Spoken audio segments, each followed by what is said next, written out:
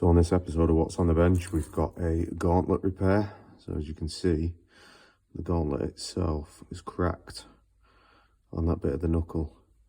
So what we're going to have to do in this instance is we're going to have to remove this entire piece. So those two rivets and those two rivets to disassemble that lamb from the front and the bell of the gauntlet. Then we'll grind that out. So make that crack a little bit wider, and then we're going to infill it, weld it with a special wire, special hardened wire to piece that back together, and then we'll come back and obviously reassemble this back to itself.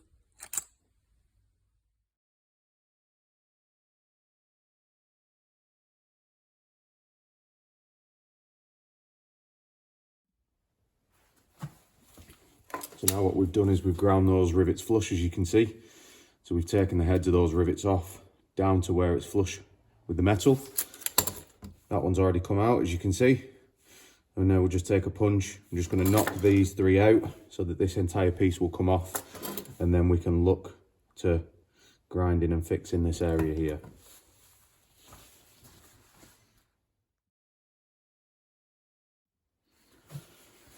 So there we now have it. So we've got the lamb, the piece that's broken and cracked, knocked off the gauntlet itself. It should typically normally, as we've seen, sit there and connect these together. So now that's nice and loose, the rivets are out. I'm going to grind this area out here, this crack, because it comes from here across. So I'm going to grind that back so we can open it up and infill it better. Because of the type of material and because of the placement of this, we'll more than likely infill this from the front and from the back and then grind it flush. When we're working with anything armour-wise that's hardened steel, we don't just use a standardised MIG wire when we're welding. We actually use a very specific product that's used for a process called hard facing. Reason being is that's actually abrasion resistant, used on things like machinery, digger buckets, rock crushers, to actually coat the teeth and give them some really, really good abrasion resistance and strength and durability. So that's what we'll do on this, because of the fact that it's on the hand. I've also had people obviously raise concerns about welding hardened material. So this is obviously hardened, it's been tempered to give it its strength. In this particular instance, it's cracked. Two reasons. One, it could have been a defect in the material that's allowed that crack to propagate. Two, it could have just been too hard in the first place, which means that the hardness has not been tempered out of it enough to allow it to be durable. So putting the additional heat into this, it isn't going to be too much of a concern from my perspective, because the way that we weld it is we actually use a spot welding setting with a full shield argon in bits, rather than doing a full continuous bead weld where you're actually like saturating the piece. So we'll grind that now, then we'll take it away, we'll weld it, and then obviously we'll come back when we're putting it back together.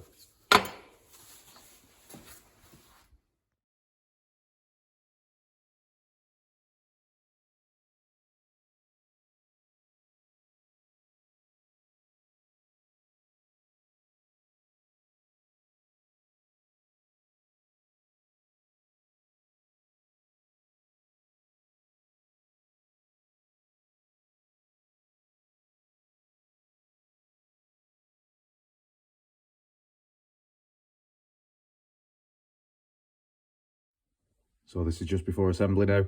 You'll have seen it be welded. So we've welded the entirety of the outside and finished that back. So you can't really tell much of a difference.